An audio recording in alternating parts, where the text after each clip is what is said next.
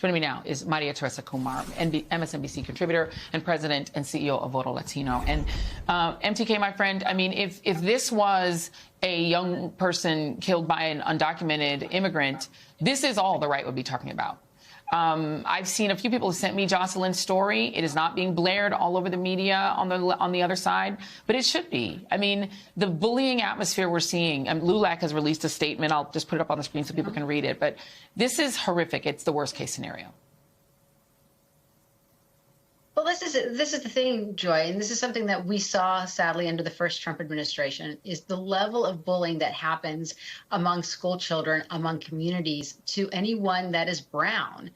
We don't know the actual status of Jocelyn's parents, but that misses the point. There was systematic failure all up and down, from that tweet that you showed from the White House, basically degenerating people that may be undocumented, down to the school that did not notify the mother and the father that Jocelyn had been bullying and that she had sought help. She did the right thing. She went and talked to an adult, and it ended there. So there are multiple levels of failure, but we do need to take a step back and say, what is the humanity when we allow our communities to basically, absorb this hate coming out of the White House and not act accordingly? And I do believe that, unfortunately, what happened with Jocelyn really allows us to have a conversation as parents in this moment, making sure that we are telling our children to be kind. I can tell you that in 2019, I went and spoke to Dallas to over 3,000 student counselors. And one of the things they told me was that the number one issue that they had started seeing among 3-year-old Latinos, 3-year-olds Latinos, was anxiety and depression because of what they were hearing, their parents' possibility of having to be deported. I cannot imagine the mental health of these children growing under this administration. And it's going to take us adults to make sure that we're sheltering them to the best of our ability.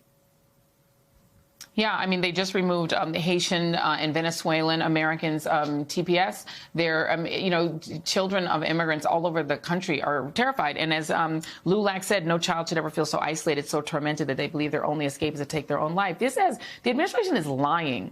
The data, that's the real data, actual data, shows that the administration is not arresting people who are primarily criminals. Only 41% of the 1,800 people that they've arrested fall into that category. They're also taking down, the National Institute of Justice has deleted websites that track undocumented immigrants' offending rate. And the data that was up on January 18th, before Trump came in, showed that undocumented immigrants do crimes at a lower rate than U.S.-born citizens. You can see that on the left. On the right, you can see the new one, where it just says the Department of Justice, Office of Justice Programs, is currently reviewing its websites and materials, blah, blah, blah. They took it down because they don't want people to be able to look on a government website and see that they are lying about the majority of undocumented immigrants being criminals.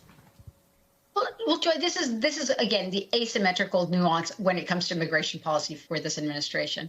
On one case, they're saying we're trying to deport all these undocumented folks that may or may not have committed crimes, right? But at the same time, they are waving a banner and telling white Europeans of South Africa, say, come in and become refugee asylums.